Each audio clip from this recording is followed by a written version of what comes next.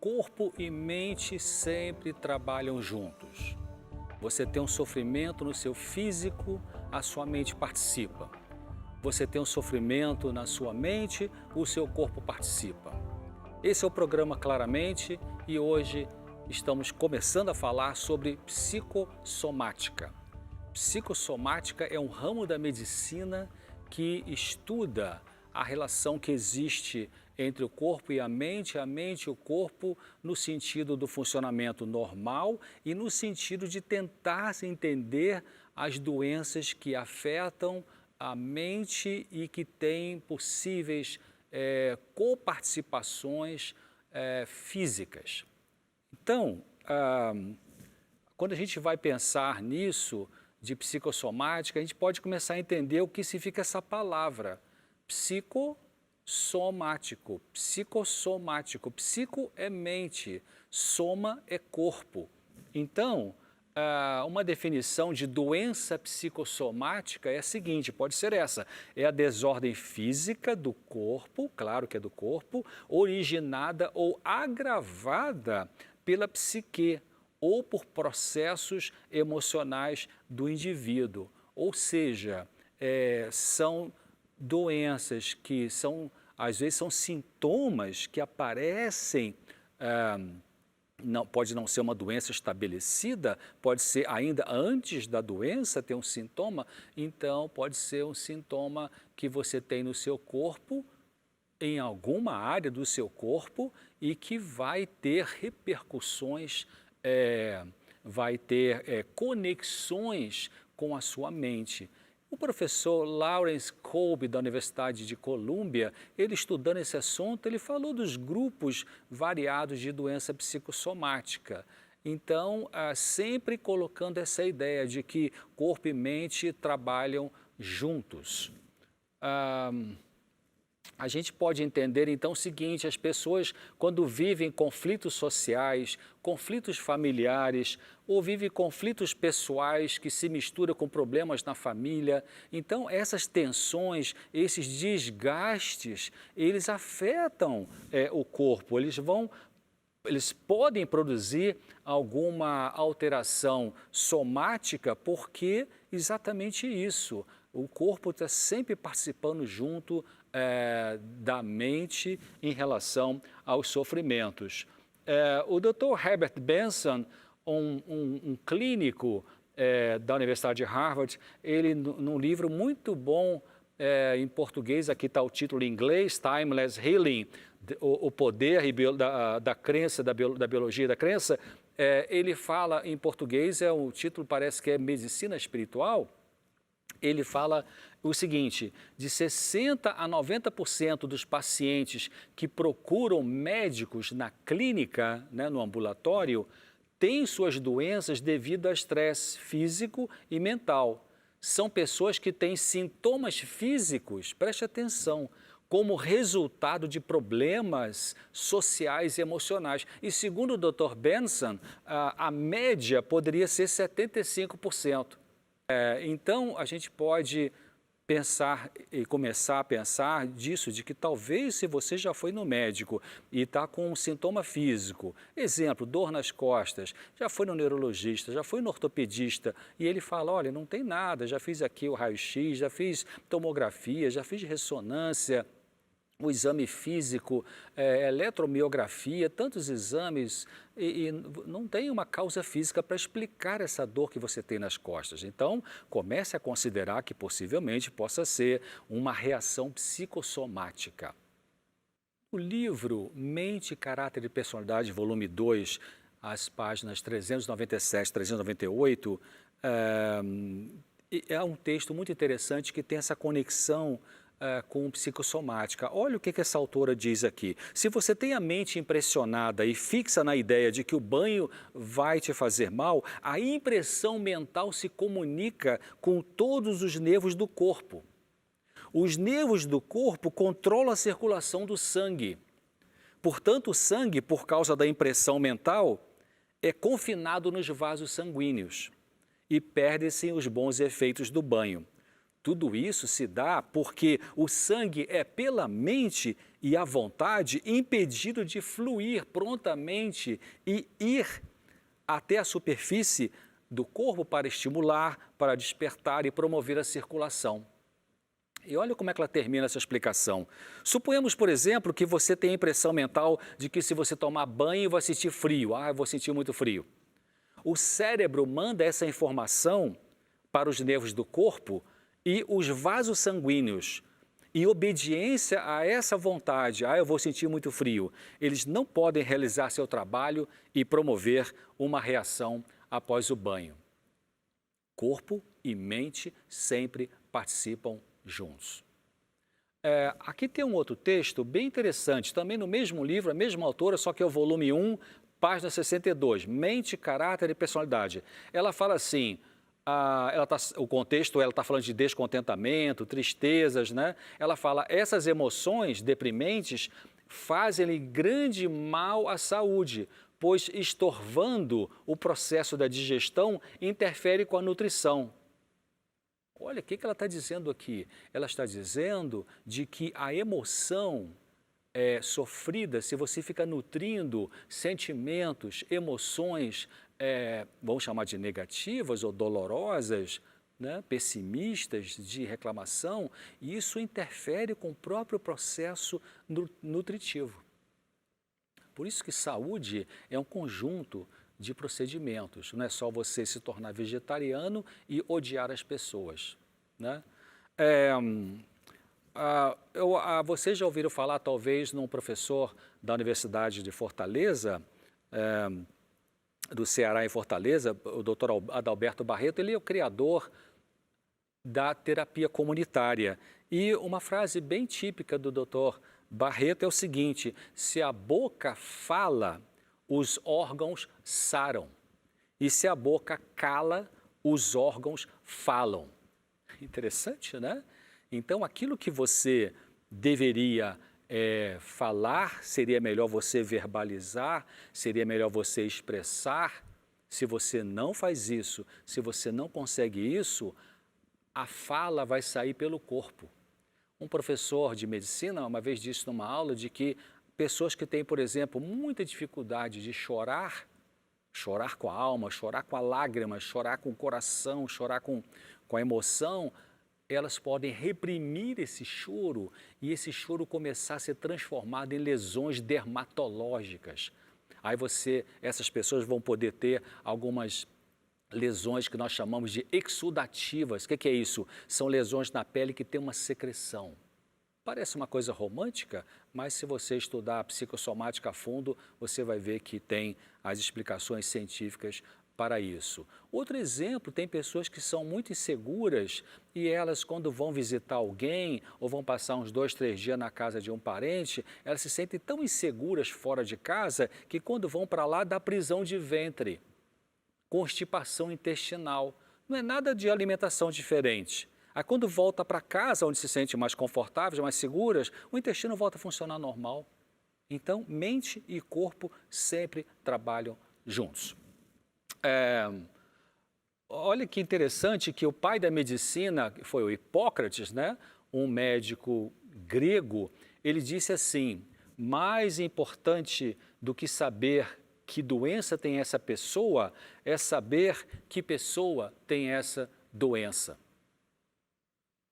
Então você pode ver que quando a gente tenta olhar a pessoa como um todo, a história passada dela, as emoções, como é que ela lida, o tipo de pensamento que ela nutre, como é que ela funciona no relacionamento com os outros, como é que ela está inserida na realidade da vida, toda essa gama de participações na existência fazem com que a mente tenha um alívio ou uma sobrecarga. E se tem uma sobrecarga, com muita certeza, algum órgão vai participar desse tipo de sofrimento. Lembrando, então, de que todo ser humano existe a dimensão física, a dimensão mental, a dimensão espiritual dentro de uma conexão social, isto é, a pessoa humana de qualquer país, de qualquer raça, religião, condição socioeconômica, cultural. E a gente olhando, então, a parte mental especificamente, ela também tem 3 áreas. A gente pensa, a gente sente e a gente toma uma atitude. Então, quando esses pensamentos e sentimentos estão em conflito dentro da pessoa, muitas vezes o corpo vai entrar para ajudar a lidar com essa situação. Então, o Dr. Benson, de novo, nesse livro dele, Herbert Benson, ele fala assim: as emoções são o natural resultado e a representação no seu cérebro da maneira como ele reage pelo que ocorre em sua vida inteira, dentro e fora de nós.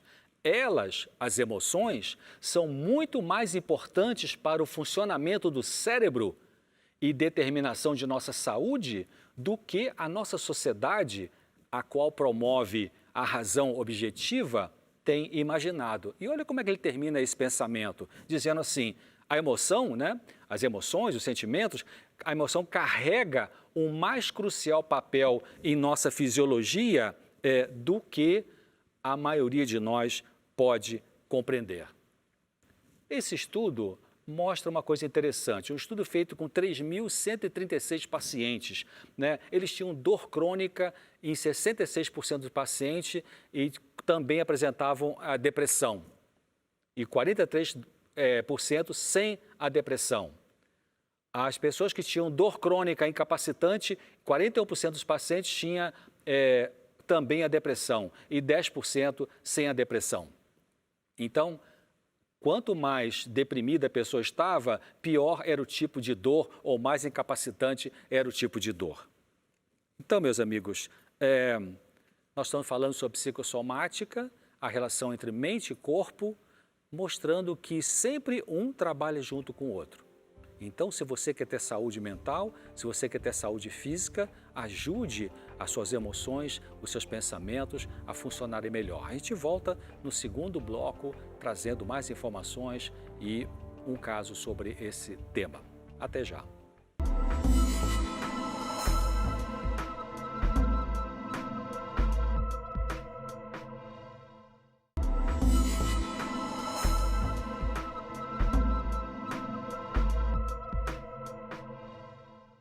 Estamos de volta aqui com o programa Claramente, hoje abordando o assunto psicossomática. Psicossomática é um ramo da medicina que procura estudar a relação entre a mente e o corpo no processo saudável e no processo de adoecer. Muitas das doenças físicas que os seres humanos padecem têm origem na mente. Dr. Herbert Benson, da Universidade de Harvard, nos seus estudos, já chegou à conclusão de que pelo menos 75% das pessoas que procuram ambulatório com queixas físicas têm problemas de estresse emocional, estresse social, que na verdade são os fatores que conseguem explicar aqueles sintomas que elas estão apresentando. Essa autora bastante inspirada, Ellen White, fala que é 90%. O menino, ele com 12 anos de idade, ele foi levado numa clínica oftalmológica. Ele estava em casa e começou a achar que não estava enxergando muito bem. Então, em exames anteriores que ele havia feito, para ver se precisava usar um óculos ou não, se verificou que ele tinha uma pequena, uma leve, bem levezinha deficiência visual, mas sem nenhuma necessidade de usar lente, sem necessidade até aquele momento de usar óculos, né? E nenhum tipo de tratamento específico. Então ele foi levado a essa clínica oftalmológica e quando chegou lá foi examinada pela médica oftalmologista e ela fez todos os procedimentos clássicos e se verificou que não tinha nada. Por que ele estava com aquela dificuldade então naquela visão? Essa médica ela tinha um bom conhecimento de doenças psicossomáticas. Ela procurava sempre avaliar dos seus pacientes, crianças, adolescentes ou adultos, não só, claro, na sua área específica de especialidade médica, a oftalmologia, mas ela avaliava a história emocional, a história familiar, para ter um conjunto de informações sobre saúde daquele paciente. Realmente faz diferença de você tentar olhar a pessoa como um todo e não apenas focar naquele sintoma, porque aquele sintoma pode ser apenas a ponta do iceberg.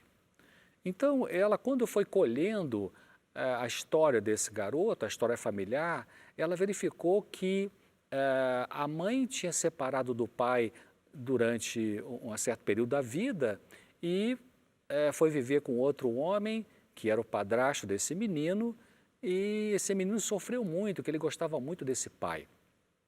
E pela circunstância da vida, acabou que aquele relacionamento, o segundo relacionamento dessa mãe não deu certo e ela então rompeu com esse homem e tempos depois voltou a viver com o primeiro marido, que era o pai desse garoto. E esse garoto então, ele ficou ao mesmo tempo muito feliz, mas ele ficou com uma expectativa, aquele, vamos dizer assim, aquele trauma, né, do passado, da separação dos pais, foi tão doloroso para ele que ele estava contente e, ao mesmo tempo, se verificou depois, em avaliações, ele ficava naquela expectativa de será que vão separar de novo? Então, quando ele estava há alguns dias com muito dessa preocupação na cabeça, foi aí que começaram a surgir esses sintomas nos olhos. Ele começou a se queixar de que não estava chegando bem e apertava os olhinhos assim. E aí a mãe, então, preocupada, falou com o pai, já agora o pai de volta em casa, o pai biológico, e falou, vamos levar esse menino na clínica para fazer uma avaliação.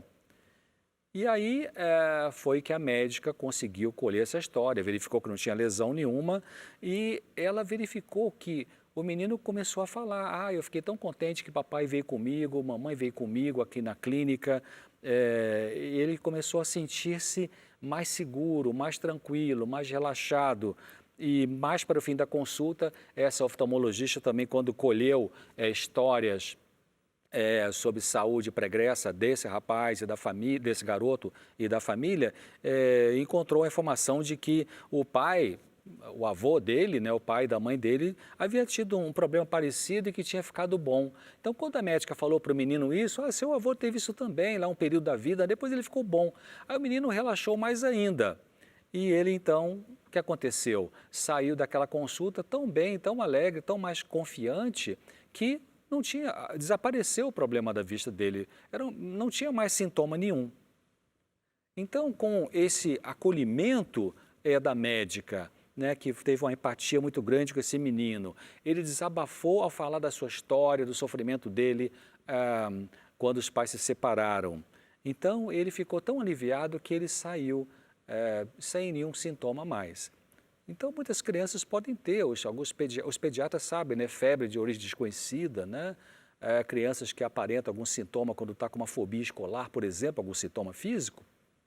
Então, esse é um caso bem claro assim, de como a mente se relaciona com o corpo. Uma outra história é de uma menina que tinha uma jovem adolescente com 15 anos e ela foi levada ao médico neurologista porque ela apresentava dor na testa. Não eram dores tão intensas, mas preocupantes. Então, os pais levaram lá e o neurologista fez os exames necessários, pediu exames complementares, exames de sangue, exame de imagem, tomografia, ressonância. E depois que eles voltaram numa segunda consulta para mostrar os exames e aí ter um parecer final de um diagnóstico, esse médico, ao observar os exames todos, e verificou que não tinha nenhuma lesão que poderia explicar essa dor na região frontal. Não tinha nenhuma doença diagnosticável para aquele tipo de dor. Mas o médico, ele atento também à parte emocional do seu paciente, ele verificou que aquela menina, aquela jovem, era muito ansiosa. Então, ele perguntou algumas coisas para ela, mas reconheceu que precisava indicar ou encaminhar para uma avaliação psiquiátrica e psicológica. É importante você entender de que psiquiatra, tem gente que ainda pensa, mesmo no século XXI, que psiquiatra é coisa para gente doida. Não, psiquiatra não é coisa para gente doida. E gente doida é gente muito sofrida, né? Os psicóticos têm muito sofrimento. E você sabia que muitos psicóticos esquizofrênicos têm uma inteligência muito alta, né? E psiquiatra vai atender, dependendo da sua especialização, psiquiatra é um médico que se formou em medicina e que se especializou em saúde mental. né? É diferente de psicólogo. O psicólogo estudou faculdade de psicologia e vai trabalhar em alguma área de psicologia. Pode ser psicologia educacional, psicopedagogia, pode ser psicologia do trânsito, pode ser psicologia do esporte, pode ser psicologia clínica, né? Vai atender os pacientes no consultório ou no hospital. Então, essa jovem foi levada a essa consulta e nas primeiras consultas psicológicas se verificou que ela era uma menina que se exigia muito. Desde pequenininha, sempre ela começou a desenvolver, isso é uma característica dela, esse padrão de autocobrança para tentar agradar os pais. Ela sentia uma pressão interna dentro dela, ninguém fazia isso com ela, mas ela que se cobrava muito. Era uma pressão interna para ver se conseguia ter êxito em tudo. Algumas pessoas são assim, né? Talvez você seja uma pessoa assim, que sempre se cobra, sempre quer estar agradando todo mundo e vai estressar. Então, essa garota tinha também alguns sentimentos ambivalentes que tinha com relação aos seus 3 irmãozinhos, porque ela era mais velha e muitas vezes o pai e a mãe pediam, toma conta dos seus irmãozinhos, dá uma olhadinha lá. Então, ela tinha que parar de brincar para poder, ou parar de estudar para cuidar dos irmãos. Sentimento ambivalente, essa palavra ambivalente significa você ama e odeia, você quer e você não quer, você quer estar próximo e quer estar longe. Então, ela lutava também com essas emoções, tipo, eu gosto tanto dos meus irmãozinhos, mas que chato esses irmãos que eu tenho que tomar conta toda hora que mamãe pede para eu fazer isso. Então, era uma luta que ela tinha, alta exigência, tinha essas ambivalências de emoções. Na escola, ela se tornou vítima de bullying também. A mãe dela era uma pessoa famosa, uma comerciante famosa, e ela não queria contar para o pai e para a mãe que ela estava sofrendo de bullying na escola, porque ela tinha vergonha, né, de trazer algum tipo de situação chata para a mãe. Então, naquelas entrevistas que foram feitas com o psicólogo, se verificou que a menina, ela tinha toda essa história de sofrimento, de estresse, né? Causado em parte pelas cobranças que ela fazia dela mesma, e ela então, quando ela se sentiu compreendida, escutada, essa psicóloga ajudou, acolheu, explicou o pai e a mãe para ajudar a aliviar o peso das costas dela, então ela melhorou, a dor na testa desapareceu. O pediatra e psicanalista Donald Winnicott, ele verificou nos estudos dele o seguinte, que a doença principal no transtorno psicossomático não é o sintoma clínico ou funcionamento doentio, asma, colite, fibromialgia, eczema, diarreia, dor na testa dessa jovem, mas tem que ver com problemas na organização do ego da pessoa, tem que ver com falta de harmonia emocional interna que acaba afetando o físico dessa pessoa. Então, é importante, se você acha que seu filho, sua filha, você, seu companheiro, sua companheira está sofrendo de uma doença psicossomática, porque já foi em muitos médicos, já fez muitos exames e aquele sintoma físico permanece, e realmente, antes de qualquer formação de pensamento de que isso é psicológico, vamos fazer avaliação clínica, vamos fazer exames de laboratório, vai no especialista, faz tudo o que tem direito para pesquisar e ver se encontra alguma doença física diagnosticável. Se tudo estiver normal, mas existem sintomas, então vamos pensar que talvez precise ser feito uma avaliação psicológica. E é importante entender que as desordens psicológicas, os sofrimentos psicológicos não são fraqueza, não são falta de fé se a pessoa viveu ou está vivendo situações bem traumáticas, bem estressantes na sua vida. Ou seja, as desordens psicológicas, os sofrimentos emocionais são expressões de sofrimento. Desordens psicossomáticas são defesas usadas pelo corpo para tentar aliviar a sua mente. Então, corpo e mente sempre trabalham juntos. Eu queria deixar um texto para a sua reflexão, um texto bíblico. No capítulo 139 de Salmos, versos 23 e 24. Sonda-me, ó Deus, e conhece o meu coração. Prova-me e conhece os meus pensamentos. E vê se há em mim algum caminho mal, eu diria disfuncional, e guia-me pelo caminho eterno.